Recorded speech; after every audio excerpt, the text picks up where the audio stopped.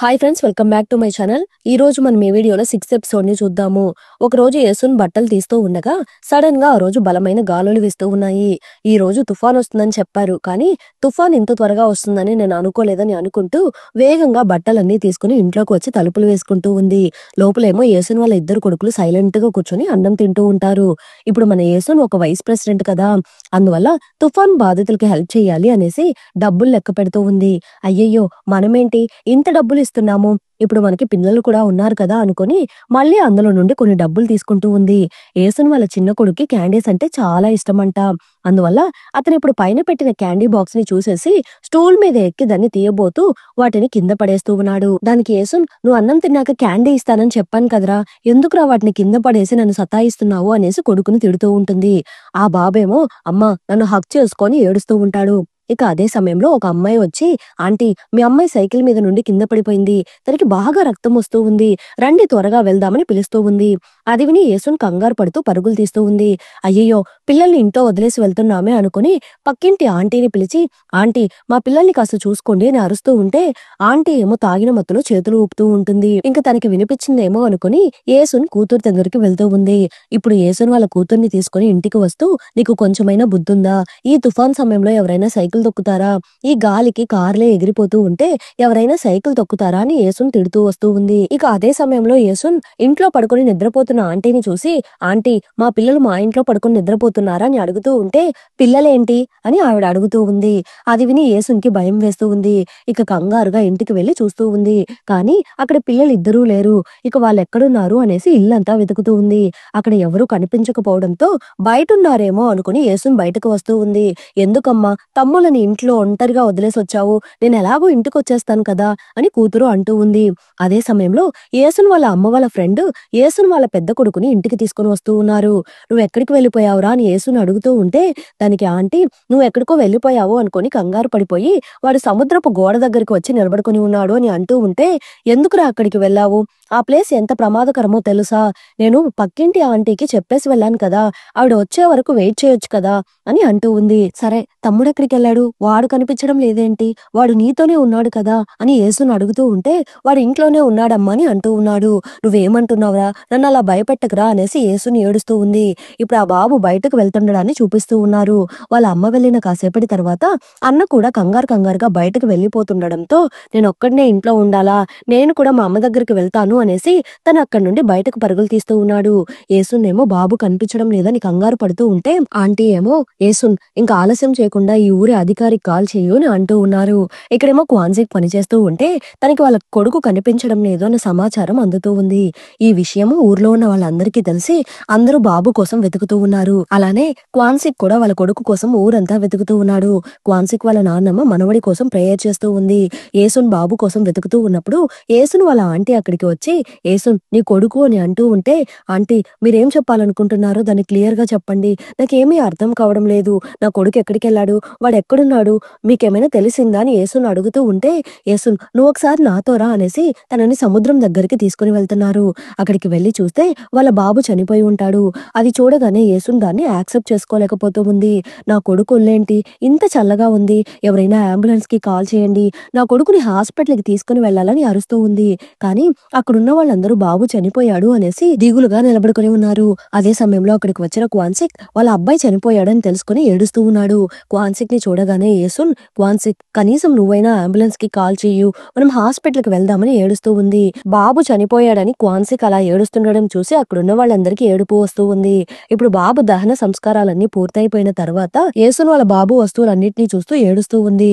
వాడు నన్ను హక్ చేసుకో అమ్మా అని అడిగినప్పుడే నేను హక్ చేసుకుని ఉండాల్సింది, నేను తప్పు చేసేసాను, నువ్వు నా వల్లే చనిపోయావు, నీ చావుకి నేనే కారణమని ఏడుస్తూ ఉంది. బాబు చనిపోయాడు అనే బాధతో యేసున్ అలానే క్వాన్సిక్ ఇద్దరు రూమ్ వదిలిపెట్టి బయటికి రావడం లేదు. అది చూసి యేసున్ వాళ్ళ అత్త, మీరు ఇంకా ఎంతకాలం ఇలా బాధపడుతూ ఉంటారు, మీరు బాధపడినంత మాత్రాన బాబు ఏమైనా తిరిగి వచ్చేస్తాడా, జరిగిందంతా మర్చిపోండి, మీకు ఇంకా ఇద్దరు పిల్లలున్నారు, కనీసం వాళ్ళ కోసమైనా మీరు జీవించొచ్చు కదా అని అంటూ ఉన్నారు. అప్పుడు కరెక్ట్ గా బయట ఎవరో పిల్లలు ఆడుకున్నట్టుగా సౌండ్స్ వినిపిస్తూ ఉన్నాయి.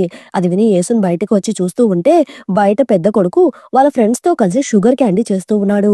నీకు షుగర్ క్యాండీ తినాలనిపిస్తుందా, నేను చేసివ్వనా అని అడుగుతూ ఉంటే దానికి ఆ అబ్బాయి ఏం మాట్లాడుకుంటా సైలెంట్ గా ఉన్నాడు. అది చూసి యేసునికి కాస్త బాధగా ఉంది.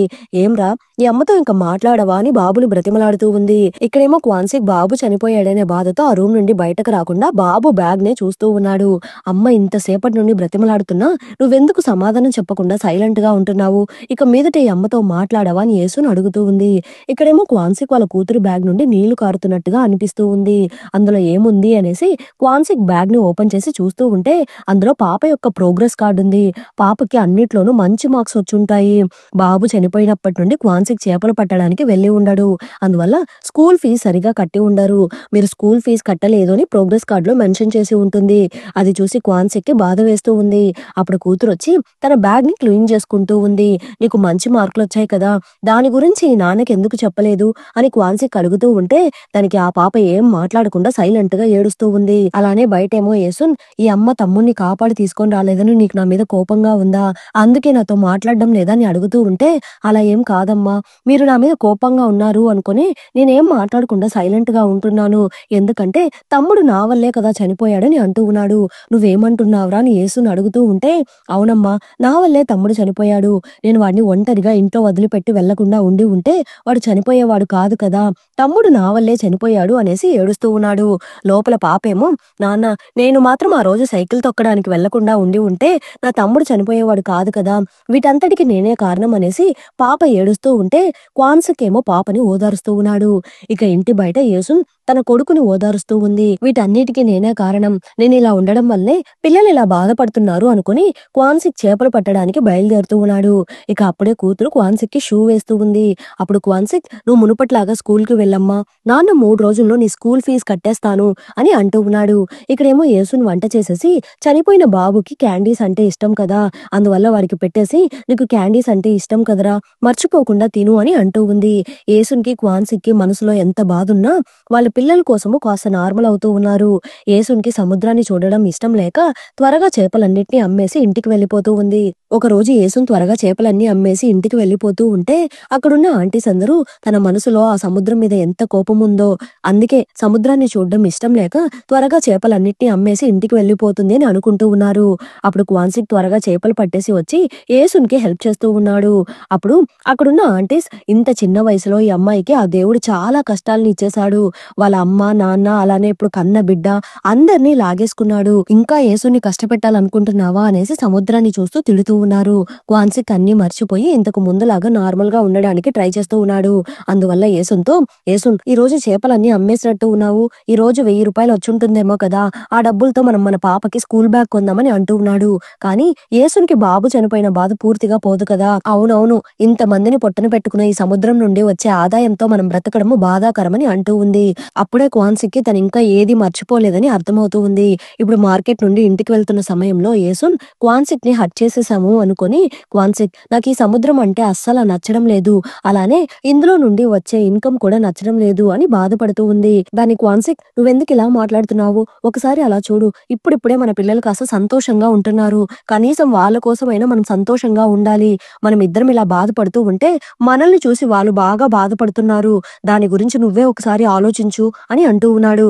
కానీ యేసున్కి మాత్రం బాధ తగ్గడం లేదు. నేను ఇదంతా యాక్సెప్ట్ చేసుకోలేకపోతున్నాను, నా జీవితం ఎందుకు ఇలా ఉందో నాకే అర్థం కావడం లేదు, అందరి జీవితాల్లోనూ కష్టాలుంటాయి, కానీ నా జీవితంలో మాత్రం నిరంతరం కష్టాలతో నిండిపోయి ఉన్నాయి, నాకు మాత్రం ఎందుకు ఇలా జరుగుతుందో అర్థం కావడం లేదు అనేసి బాధపడుతూ ఉంది. నువ్వు ఒకసారి మన పిల్లల్ని చూడు, వాళ్ళని కాపాడుకోవాలి అంటే దానికి ముందు మనం నార్మల్ అవ్వాలి, అప్పుడే వాళ్ళు హ్యాపీగా ఉండగలరు అనేసి యేసుని కన్విన్స్ చేయడానికి ట్రై చేస్తూ ఉంటాడు.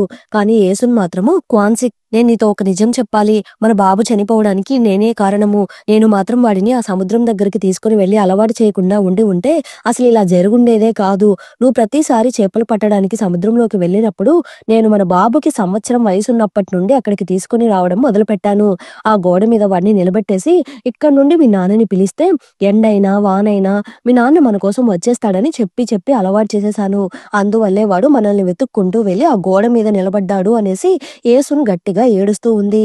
నేనే మన బాబుని చంపేశాను, దయచేసి నన్ను క్షమించు క్వాన్సిక్ అనేసి యేసున్ బాధపడుతూ ఉంది. యేసున్ ఏడిస్తే క్వాన్సిక్ తట్టుకోలేడు కదా. యేసున్, ఇలా చూడు, ఆ సముద్రమే మన బాబుని చంపేసింది. మన కుటుంబంలో ఎవ్వరూ దీనికి బాధ్యులం కాము. మీరెవ్వరూ బాధపడకండి అనేసి యేసుని ఓదారుస్తూ ఉన్నాడు. ఇప్పుడు మనకి కొన్ని రోజుల తర్వాత చూపిస్తున్నారు. యేసున్ వాళ్ళ కొడుకు ఎప్పుడు చూసినా షుగర్ క్యాండీస్ తింటూ ఉంటాడు. అప్పుడు యేసున్, ఏంట్రా నువ్వు ఎప్పుడు చూసినా క్యాండీసే తింటున్నావు, అన్నం తిన్నావా లేదా, మర్యాదగా వాటిని ఇచ్చేయి అనేసి యేసున్ వాటిని లాక్కొని వెళ్ళిపోతూ ఉంది. దానికి బాబు, అమ్మ నేను అందరూ తెచ్చిచ్చిన చేపలు మాంసము అన్నిటిని తిన్న తర్వాతే వీటిని తింటున్నానమ్మా, ప్లీజ్ అమ్మా దయచేసి నా క్యాండీని నాకు ఇవ్వమ్మా అని అరుస్తూ ఉన్నాడు. ఏంటి, అందరూ చేపలు మాంసము తెచ్చిచ్చేసి వెళ్ళారా అనేసి యేసున్ వెళ్లి కిచెన్ లోకి చూస్తూ ఉంది. చూస్తే అక్కడ యేసున్ వాళ్ళ అమ్మ వాళ్ళ ఫ్రెండ్స్ అందరూ, అలానే హౌస్ ఓనర్ వాళ్ళు చాలా ఐటమ్స్ ని తీసుకుని వచ్చి పెట్టి ఉంటారు. అది చూసి యేసున్ చాలా ఎమోషనల్ గా ఫీల్ అవుతూ ఉంది. యేసున్ వాళ్ళ ఇంటి పక్కనే ఆ హౌస్ ఓనర్ తాత వాళ్ళ ఇల్లు కూడా ఉంటుంది. యేసున్ వాళ్ళ ఇంట్లో నుండి పొగ వస్తుండడం గమనించి హౌస్ ఓనర్ వాళ్ళ వైఫ్ ఏమో, యేసున్ వాళ్ళ ఇంట్లో నుండి పొగ వస్తుంది కాబట్టి తను వంట చేయడం మొదలు పెట్టినట్టు ఉంది అని అనుకుంటూ ఉన్నారు. అప్పుడు హౌస్ ఓనర్ తాత, నేను వెళ్లి వాళ్ళకి కోడిగుడ్లు ఇచ్చేసి రానా అని అడుగుతూ ఉంటే, వద్దొద్దు, ఇప్పుడు వీటిని తీసుకుని వెళ్ళి ఇస్తే మనం వాళ్ళ మీద జాలితో ఇస్తున్నామని వాళ్ళు అనుకుంటారు, తర్వాత ఇద్దామని అవ్వ అరుస్తూ ఉంటే, నా మీద బాగా అరువు, కానీ నువ్వు మాత్రం ఇంతకు ముందు వాళ్ళ ఇంట్లో బియ్యం లేకపోతే ప్రతిసారి వాళ్ళ డబ్బాలో బియ్యాన్ని పోసేసి వచ్చేదానివి అని అంటూ ఉన్నాడు. ఇప్పుడు మనకు ఒక చిన్న ఫ్లాష్ బ్యాక్ ని చూపిస్తున్నారు. యేసును వాళ్ళ ఇంట్లో బియ్యం అయిపోయిన ప్రతిసారి యేసు నిద్రపోయాక అవ్వ వచ్చి ఒక కేజీ బియ్యాన్ని అందులో పోసేసి వెళ్ళిపోతూ ఉండేది. మరుసటి రోజు ఉదయాన్నే యేసు నిద్ర లేచి చూస్తూ ఉంటే అందులో బియ్యం ఉండేది. నిన్న రాత్రి డబ్బా ఖాళీగానే ఉన్నింది కదా అని యేసును అనుకుంటూ ఉండేది. అప్పుడే ఒకసారి యేసును అవ్వ దగ్గరికి వెళ్లి అడుగుతూ ఉంది. అప్పుడు తాత, అవును మేమే వేశాము, మేము ఆ బియ్యాన్ని నీకు ఇచ్చి ఉంటే నువ్వు తీసుకునేదానివి కాదు, అందుకే మేము అలా చేశాము, అయినా ఒక గర్భిణీ పిల్ల ఇలా పస్తులతో పడుకుంటే మేము చూస్తూ ఊరుకోలేకపోయాము అని తాత అంటూ ఉంటే అది విని యేసున్ చాలా ఎమోషనల్ గా ఫీల్ అవుతూ ఉంది. అప్పుడు కూడా అవ్వ తన దగ్గర ఉన్న చేపని ఇస్తూ, వీటిని వండి మీ అమ్మ ఫోటో దగ్గర పెట్టు, మీ అమ్మ ఆశీర్వాదం నీకు ఎప్పుడూ ఉండాలని అంటూ ఉన్నారు. అలానే యేసున్ వాళ్ళ అమ్మ వాళ్ళ ఫ్రెండ్స్ అందరూ కలిసి వాళ్ళు పట్టిన చేపల నుండి ఒక వాటాన్ని తీసి యేసున్ కోసం పక్కన పెడుతూ ఉన్నారు. అలానే ఇంతకు ముందు యేసున్ వాళ్ళ ఇంటి బాడుగా ఎవరో డూ అనే వ్యక్తి వచ్చి ఇచ్చినట్టు తాత చెప్పి ఉంటాడు కదా. ఇప్పుడు మనకి వాళ్ళని చూపిస్తూ ఉన్నారు. అది మరెవరో కాదు, యేసున్ వాళ్ళ స్టెప్ మదర్ ఉంటుంది కదా, తనే. వాళ్ళు ఊరు వదిలిపెట్టి వెళ్లిపోతున్న ఆ సమయంలో యేసున్కి ఏదో ఒక రకంగా హెల్ప్ చేయాలి అనేసి తాత దగ్గర ఇంటి బాడుగా ఇచ్చేసి వెళ్ళి ఉంటారు. అప్పుడు యేసున్ వాళ్ళ స్టెప్ ఫాదర్ సడన్ గా నీకేమైంది, మంచిదానిలాగా మారిపోయావా ఏంటి అని జోక్ చేస్తూ ఉంటాడు. నాకు తెలుసో తెలియక యేసున్ జీవితంలో నేను కొన్ని తప్పులు చేసేసాను, దానికి పరిహారంగానే నేను ఇప్పుడు ఈ అద్దె డబ్బులు కట్టాను అని అంటూ ఉంది. దానికి స్టెప్ ఫాదర్, నువ్వు మరీ ఎందుకు ఇప్పుడు అంత ఫీల్ అవుతున్నావు, నేను యేసున్ కోసం నా క్యాబేజీ తోటని తన పేరు మీద రాసిచ్చేసి వచ్చానని అంటూ ఉన్నాడు. దానికి స్టెప్ మదర్, మన యేసున్ చిన్నప్పటి నుండి ఆ పొలంలో వ్యవసాయం చేసి మిమ్మల్ని పోషించింది, నువ్వేమో సిగ్గు లేకుండా తన కష్టార్జితం మీద బ్రతికి ఇప్పుడేమో నీ తోటని తన పేరు మీద రాశానని గొప్పలు చెప్పుకుంటున్నావని తిడుతూ ఉంది. ఇప్పుడు మనకి 10 సంవత్సరాల తర్వాత చూపిస్తున్నారు. క్వాన్సిక్ అలానే యేసున్ వాళ్ళ పాప రిజల్ట్స్ కోసం వెయిట్ చేస్తూ ఉన్నారు. అప్పుడు క్వాన్సిక్, మన పాప టాలెంట్ కి తను కన్ఫర్మ్ గా సెలెక్ట్ అయిపోతుంది, మా ఊర్లో తనకి పెద్ద ఫ్లెక్సీ కడతారు చూడు అని అంటూ ఉన్నాడు.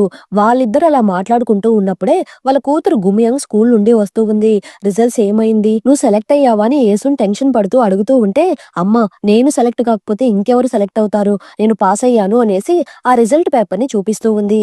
అది చూసి యేసున్, నా కూతురు కాలేజ్ లో జాయిన్ అవ్వబోతుంది, నేను నా బోటుని అమ్మడానికి సమయం వచ్చేసింది అనేసి హ్యాపీగా ఫీల్ అవుతూ ఉంది.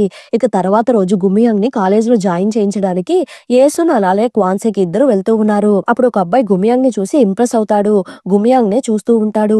ఇది గమనించిన అబ్బాయి వాళ్ళ అమ్మ యేసున్ దగ్గరికి వచ్చి, మీ పాప పేరు గుమియాంగ్ నా, మా ఇంట్లో కూడా ఆ పేరుతో ఒకళ్ళు ఉన్నారు అని అంటూ ఉంటే, అంతలో అబ్బాయి వాళ్ళ నాన్న నేనే గుమియాంగ్ అని ఇంట్రడ్యూస్ చేసుకుంటున్నాడు. వాళ్ళ అబ్బాయి ఏమో ఇదే మంచి ఛాన్స్ అనుకుని గుమియాంగ్ కి సైట్ కొడుతూ ఉంటాడు. అది చూసి క్వాన్సిక్ కి కోపం వస్తూ ఉంది. క్వాన్సిక్ వెంటనే యేసున్, ఇంకా మాట్లాడింది చాలు, రా మనం ఫోటో దిగుదామని పిలుస్తూ ఉంటాడు. కానీ యేసున్ ఏమో అదంతా పట్టించుకోకుండా ఆ అబ్బాయితో నవ్వుతూ మాట్లాడుతూ ఉంది.